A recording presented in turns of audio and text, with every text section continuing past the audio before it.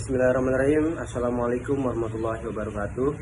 Alhamdulillahirabbil wa bihi nasta'in wa ala umuri dunya waddin. Wassalatu wassalamu ala asyrofil anbiya'i wal mursalin wa ala alihi washabihi wa man tabi'ahum bi ihsanin ila yaumil qiyamah. Baik, pertama-tama saya ingin berpresentasi tentang struktur organisasi perusahaan. Saya dari kelompok 7 dan kami terdiri dari 3. Yang pertama adalah Muhammad Muzairuddin Farhan, saya pribadi. Yang kedua teman saya Fadilah Prasiska Miharja, dan yang ketiga Arya Putra Lili Pradana. Dan lanjut ke slide berikutnya. Struktur organisasi perusahaan. Pengertian organisasi adalah struktur organisasi sebagai suatu garis hierarki yang mendeskripsikan berbagai komponen yang menyusun perusahaan, di mana setiap individu atau sumber daya manusia pada lingkup perusahaan tersebut kemudian memiliki posisi dan fungsinya masing-masing. Baik, dalam slide ini saya ingin menjelaskan bagian struktur organisasi perusahaan, yang dimana bagian struktur organisasi perusahaan yang dikepalai oleh direktur, lalu sekretaris dan bendahara, lalu oleh 5 karyawan. Baik, saya akan menjelaskan tentang profil perusahaan. Ruang lingkup bisnis. CV Citra Indo Teknik merupakan perusahaan yang bergerak di dalam servis dinamo ampere. Baik, lanjut ke alamat perusahaan.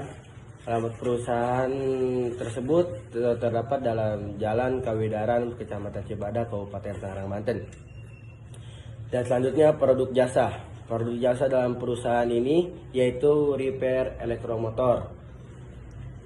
Dan lanjut lagi, visi dan misi dalam perusahaan ini.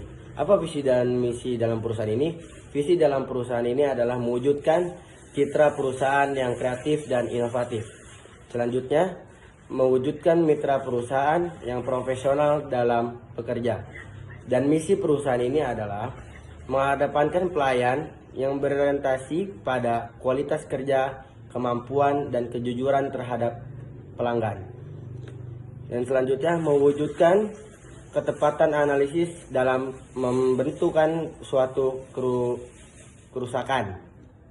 Dan yang ketiga, menjaga dan senantiasa meningkatkan kualitas hasil pekerjaan demi kepuasan pelanggan. Baik, terima kasih. Lanjut ke slide berikutnya.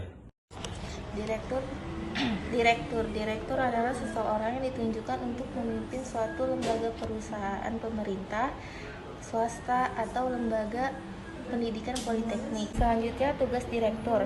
Yang pertama, mengelola bisnis dan menyusun strategi bisnis untuk kemajuan perusahaan. Yang kedua, melakukan evaluasi terhadap kinerja karyawan di perusahaan sehingga seluruh kinerja karyawan bisa ditingkatkan atau dipertahankan. 3. Menentukan dan memilih staf-staf yang membantu dalam perusahaan. Dan yang terakhir, menyetujui anggaran belanja perusahaan.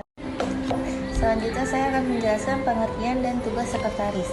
Sekretaris adalah seseorang profesional administrasi yang memainkan peran integral dalam bisnis dan lingkungan organisasi lainnya.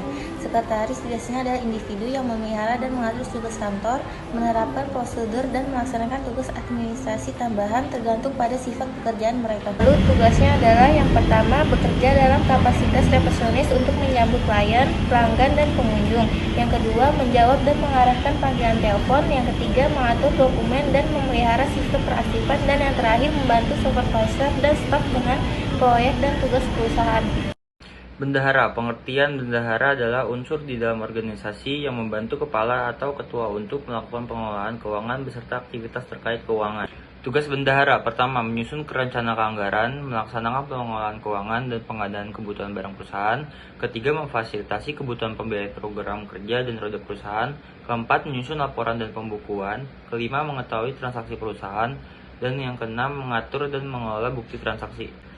Karyawan. Pengertian karyawan adalah terjemahan dari kata kinerja yang mempunyai makna sebagai karya seorang pekerja. Suatu proses manajemen dari hasil kerja harus mempunyai bukti nyata yang juga bisa diukur.